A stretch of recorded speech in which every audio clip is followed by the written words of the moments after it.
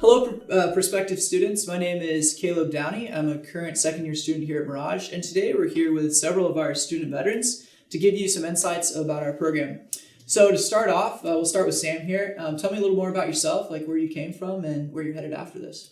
Sure. So name is Sam Atkins. I did my undergraduate at Ohio University. I focused on marketing, and then I was in ROTC, so I commissioned into the U.S. Army. Spent 4 years in the U.S. Army as an engineer officer, and then transitioned into the engineers. And then on the professional side, I worked at Burger King for 2 years doing business development, and then another 3 years in state government at the state government before I came out to the MBA program here. You really had it your way, didn't you? I did, yeah.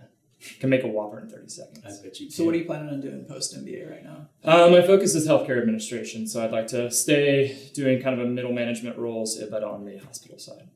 Awesome. Max, what about you? So my background, Max Lechner is my name. I come from the University of Colorado at Boulder for undergrad.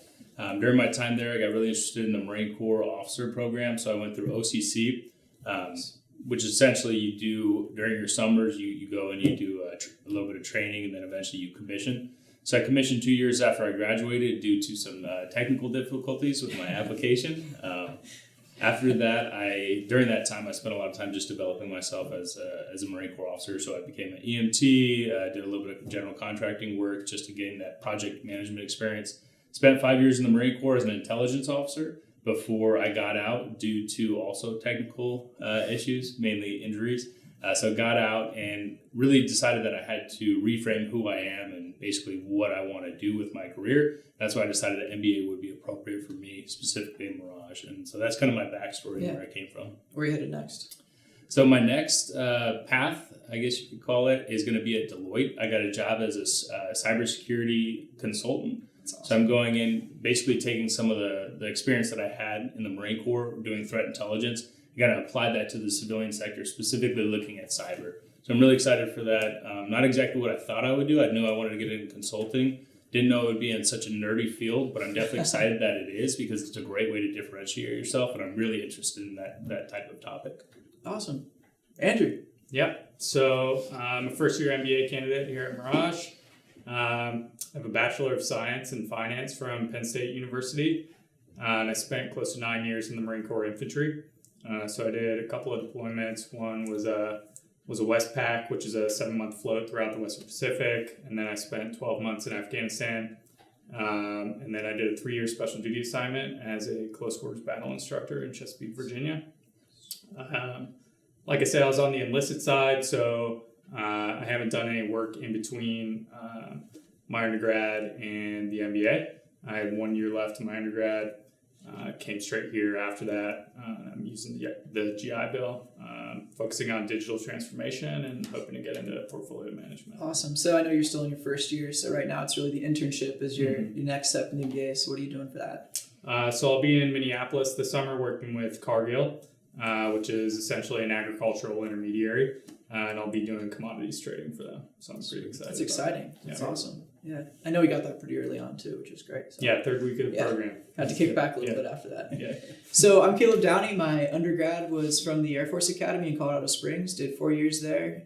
Got my degree in management, business management. Went straight into project management in the Air Force for 3 years. And I worked at Peterson Air Force Base with ground-based radar. So a lot of, checking in on the contractor to make sure they're executing on schedule, under scope, and meeting all the requirements that's rolling with that. And then was fortunate enough to come here for my MBA. And post-MBA, I actually have a few more years left in the military. So I've got 3 more years after this back in project management. Beyond that, I'd like to get into operations as a project manager, looking into the quick service restaurant industry as well as possibly healthcare. So moving on from there, thank you guys for introducing yourselves. How did you guys first discover Mirage? Like, how did UCI pop up on your spectrum of what you're looking at? We'll start with Max for this one. So Mirage, actually, it's funny. I didn't know exactly where I wanted to go to school, so I had to narrow it down geographically first. So I looked extensively at the East Coast schools because I know those have really good reputations. Started having conversations with Columbia, MIT, and they were really pretty. I wanted those. And then I started to look more on the West Coast, and I realized that a lot of what separates these schools is just how they market themselves, how long they've been around, and then how big their network is. And so I got a little bit confused exactly what I wanted to do. So I spent more time actually having informational interviews, talking to people who have done the programs, and then racking and stacking my preferences, kind of like what we do in the military with a lot of our decision making. So then after I racked and stacked it, I realized that I want something that's going to be good for my geography. I want to stay in Southern California because I don't want to have the East Coast winters anymore. I spent a couple years in Virginia when I was in the Marine Corps, grew to hate that area. So I decided I want to stay in Southern California. So then I narrowed it down to just 3 main schools. And I chose those based off of rankings, off of their focus, and then off of their alumni network. I got into all 3 of those schools, and then I narrowed it down to UC Irvine based off of their focus on entrepreneurial activities. So they have the Cove, which is just an amazing resource if you're an entrepreneur. And I was able to enter in that with new venture competition. I actually had pretty good results. So that's basically where you take the beginning of an idea and then you turn it into a full process. So when I saw those things and I saw what Mirage could do for me, I said, okay, USC is great, UCLA is great, but I think UC Irvine is the best fit for me. I don't know if you can beat that answer, Sam, but we'll jump to you there. No, I mean, a lot of it's very similar. I was a Midwesterner, so I wanted to move somewhere warmer and get into California. I wanted to be close or into a school that I knew had good connections in healthcare, since that was the function that I wanted to go into next. So I knew that those were 2 variables that I needed to weigh, but I kind of built out a very complicated Excel sheet weighting each variable, very similar to what we do in our decision analysis class, and kind of weigh the different things. But I think for me, proximity to an industry that you're particularly invested in, the university should be close to those things. It'll help with the networking. Return on investment was good for me. So seeing what schools were yielding like the biggest salaries based on the investment into it. And then I think for me, another one was just fit. Did I feel comfortable at the school? And all of those hit for UCI, and it kind of scored the highest on my sheet. So that's kind of why I ended up at UCI. Wow. To tag along on that, for me, fit was a huge deal. I ended up visiting quite a few schools on the East Coast as well as West Coast. And UCI stood out kind of during that initial visit process for the caliber of the students that were around me on those visits. So I came here for something we have called Preview Day, where it's a great opportunity to meet your fellow potential future students. And I really met you. That's actually, that's where Max and I met initially. And so it was really amazing because I wanted to make sure I was in the right place in the pool here. And so I didn't want to necessarily be the top. I didn't want to be the very bottom. I wanted to be able to give to people and get from people. And that was the perspective I went into each school that I visited. And UCI was the perfect fit for me. The people, I felt like I'd have something to give. And there were a lot of really intelligent people here like Max that I knew I'd be able to get a lot from as well. Yeah, so, right. Yeah. That's nice of you. Yeah. Andrew, what about you? Yeah, so I was always pretty generally aware of UCI as a result of the time that I spent at Camp Pendleton out here in Southern California. And once I decided to get out of the Marine Corps, I knew I wanted to come back out to the West Coast because I was in Virginia as well. But upon looking into all of the different West Coast programs, it became clear to me that UCI's focus on digital transformation was superior compared to the others. And I felt that by focusing on that, it would be a good complement to my finance degree as I moved towards a career in portfolio management, as it would give me an edge in my understanding of topics like risk analytics and predictive analytics. Awesome. Yeah. All right, so now we're going to move into a little bit more of our time while we've been at Mirage. And I want to start with Sam, because Sam's done a lot of work here with kind of the Veterans Network in the local area, as well as the Veterans Association. Mind highlighting a little bit of how they've helped you through your time here and the resources that are available? Sure. So kind of the big 3 that we have that I think are really beneficial to our MBA veterans are the Mirage Veterans Association. That's a club of just the veterans that are either full-time MBAs or healthcare MBAs or the ftmba, the part-time MBA program. So it's just the group of veterans that are focusing in Mirage, and it really gives you that support network. The other item that we have here is the Veterans Service Center. That's a campus-wide group of kind of 2 full-time veteran support personnel that are there to help you with your GI Bill or any type of services you need.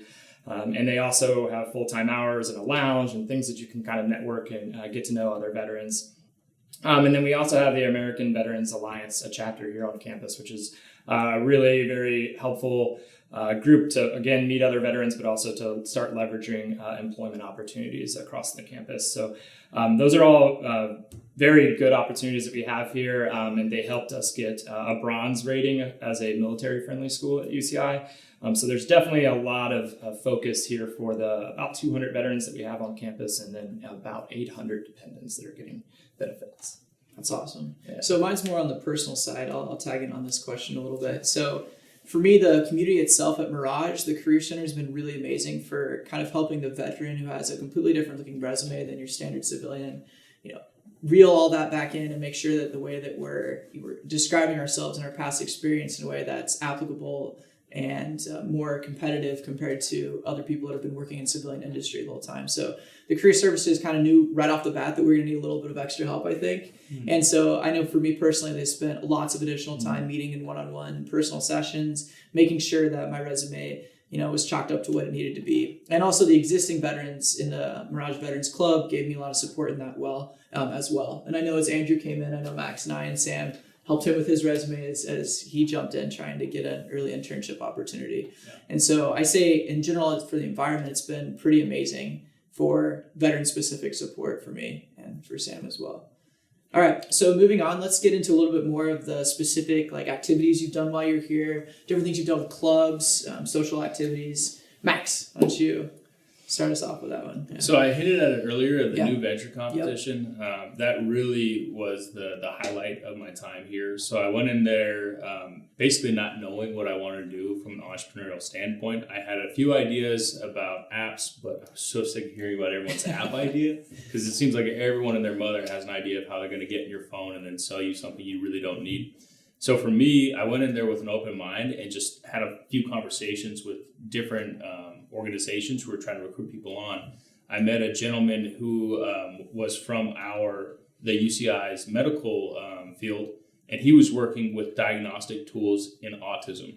And they had a piece of patented intellectual property that they were trying to bring to market, which was an early onset autism test to see whether or not a child had a high chance of developing autism over time, so that you could intervene early on and actually start to write the course with some of the treatment techniques that are available.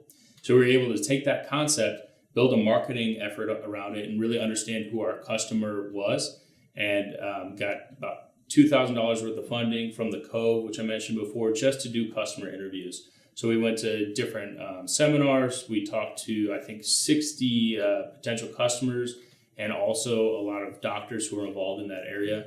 And we were able to take that concept, take our research, and actually win first place in tech search, and then get second place in new venture competition for a combined earnings of about $15,000, which went forward into our business concept. And then we also gained an automatic berth in the Wayfinder, which is the incubator that the Cove offers to students of any school. So you could be working with someone who's got a PhD in chemistry, PhD in engineering, or for me, someone with a PhD in medical side of the house. So highlight a little bit more on what specifically the Cove is as an environment. Yeah, so it's a university endorsed and university funded separate entity so that you can, and really the whole concept behind it is our school is producing so much intellectual property, but how do you turn that into a business? That's really the hard part. And that's where a lot of the friction occurs as you try to free intellectual property from a university setting. Such a complicated mess. So the school put together something that's off campus, but it's 100 feet off campus. So it's still on campus technically. And you can go in there, and if you gain a berth with your idea in the Wayfinder, you take it from basically a concept. And then they're going to walk you through a module-based course where every week you're building on to what your concept is. It's like every entrepreneur's dream, basically. Yeah. Yes, it is every entrepreneur's dream. It's a perfect setup dream. for that. So. And you don't have to be in the MBA program, which is also great, because if it's just all MBAs, unfortunately, you're just going to get a bunch of people who know MBA-related tasks. Mm-hmm. So given that I worked with engineers, I was working with computer science people, you're not going to get a website that is just me on my marketing high horse saying we need to do this, this, and this. You're going to have a really validated field of what it should look like. And you have all of these advisors and experts who work at the Cove purely just to give you an insight on how you can make your product better and how you can market better. Basically anything you want, they have a resource there. If you want to know how to write an SBIR grant, which is just free money from the government, which we all love, right? I'm here on GI Bill, and I think a few other people are too. Yeah. They're going to give you the expertise to do it, and then also set you up with the right forms, with the right team to make it happen. So everything you want from a entrepreneurial side of the house, they have to offer there. And I think it's world class. It's the reason that I chose UCI over all the other schools that I was looking at. And that's what I was digging at for you, because I knew that's something you told me in the past, is that was pretty much one of the main reasons why I ended up choosing UCI. Yeah, I think we went to the Cove together. Exactly. Right? It's And an amazing was just- facility. It's crazy. They have like 100-foot long TV where you can go in there and practice your pitches in front of a Mini no Shark joke. Tank. Mini Shark Mini Tank. Shark Tank, basically. Yeah. Sam, same question for you, talking about kind of the extra activities you've done, extracurriculars here. Sure. So one of the big ones for me is the Mirage Veterans Club, which I touched on a little earlier. But I actually benefited from the Mirage Veterans Club before I got here. I was set up to I got accepted to UCI's MBA program at the same time that I was notified that I would potentially have to deploy. So I originally got accepted and was planning on coming, and then got the lovely deployment notice that experience from the military, just kind of changing your life plans. But then as the start of the MBA program, like the start date kind of approached, I got word that I wouldn't deploy. So then I was like, okay, maybe I can still jump into this MBA program. At the time, though, it was past their admission period. So they didn't at the time have a military deferment program written into the policy. So with the Mirage Veterans Association that was currently on campus, they were able to recognize that issue as something that the UCI MBA program should have, and the MBA was able to put that in place so that I could get accepted. So knowing that MBA was there and helping solve issues with the university, I knew I wanted to be involved in that club when I got here. So since I've been here, I've taken over the president seat of the MBA, and we really focus on two things, and it's helping veterans transition and helping the school understand what the transition issues are for veterans. But also we have here in Orange County over 100,000 veterans. So it's trying to figure out how to reach out into the community at large and, leverage job opportunities, leverage intern opportunities, and really build the veterans network here in Orange County as well. We have an Orange County Veterans Collaborative, which is completely focused of veterans in Orange County, helping to improve veterans issues. So I've spent a lot of my time working with that organization, and then a little bit of extra time in our consulting club with Max, and then a little bit of extra time trying to help promote other veterans organizations in the community. Yeah, Sam's not busy at all. So yeah, and something I want to highlight out of that, and I'll talk a little bit about my experience in that as well, is that the leadership opportunities, like Sam mentioned, he was the head of the Veterans Club. Mm-hmm. It's very self-driven, and there's a lot of opportunities because it is a smaller class size. I think all of us have experienced, any leadership position that we would like to take, we've been able to take that position based on just the class size and the number of opportunities that are there. Yeah. So for me, I was more on the social, promoting, volunteering, and fundraising and charity in the local area. I'm part of a club called C4C, which is Challenge for Charity. There's chapters all the way up and down the West Coast. I was fortunate enough to be able to work as the president of that this year. And so it's basically bringing the school together as one unit, building those social relationships to last post-grad. So you can actually reach back to people and have a relationship with them, whether you're looking for future employment, you want to switch jobs, you're curious how they're doing. So that's really the focus of the club while helping the local community. So I've had an awesome experience with that so far. I'm also involved in the Mirage Surf and Beach Club and the Veterans Association Club as well. So I've definitely had plenty of opportunities to really jump into everything. More on the technical side with the clubs, we're going to move to Andrew because I know he's had some more experience there. So outside of the Mirage Veterans Club, I'm also on the board of the Mirage Real Estate Association, which has been pretty amazing in terms of providing access to networking events or access to employers and their recruiters. So real estate is a pretty significant part of the Orange County economy, and so Mirage is in a pretty unique position to provide the means for young professionals to enter that field should they want to live on the West Coast and be in real estate. So that's been pretty rewarding, but other than that, I've also competed in the Kellogg Morgan Stanley Sustainable Investing Challenge, which was pretty amazing. It's puts teams of students in a position where they're required to act as fund managers and to develop investment strategies that are focused on some sort of having an impact on some sort of crisis currently happening somewhere around the world in a sustainable way. And you got immediate feedback from fund managers and investment banks at some of the top firms in the world. And so regardless of how well you do, it's an incredible learning experience. And I definitely think that anybody coming to Mirage with an interest in anything related to finance would benefit from competing in it for sure. That's awesome. Yeah. So we're going to jump to Max a little bit here. So a lot of veterans' concern when they're coming in is, okay, I've built up all these different skills while I'm in the military. And how are they going to help me, and how I'm going to translate those to being successful in a civilian career and doing a different type of job? I know in your case, there were some similarities with what you were doing before to what you were able to get into now. But how did that prior service experience really prep you for moving into the civilian side? Kind of like a confidence booster for our listeners right now. Yeah, no, I think that's a great question because, to be perfectly honest with you, intelligence and I also was an infantry officer and then got some scout sniper training. Not a scout sniper, wish I was, not. So having all those experiences and thinking like, well, this isn't applicable to anything. This is like intelligence work. Yeah, I can figure out a threat network pretty well. Infantry work, well, I can tell you where to shoot and how to shoot. Scout sniper, that's not even, who cares, like how do I actually make this applicable? But when you really boil down what you do and you talk to your career center and they start to explain things to you, and I even worked with Jake, our past president, on trying to explain what I did on my resume. And he's like, well, yeah, I know you're an intelligence officer, but what did you actually do?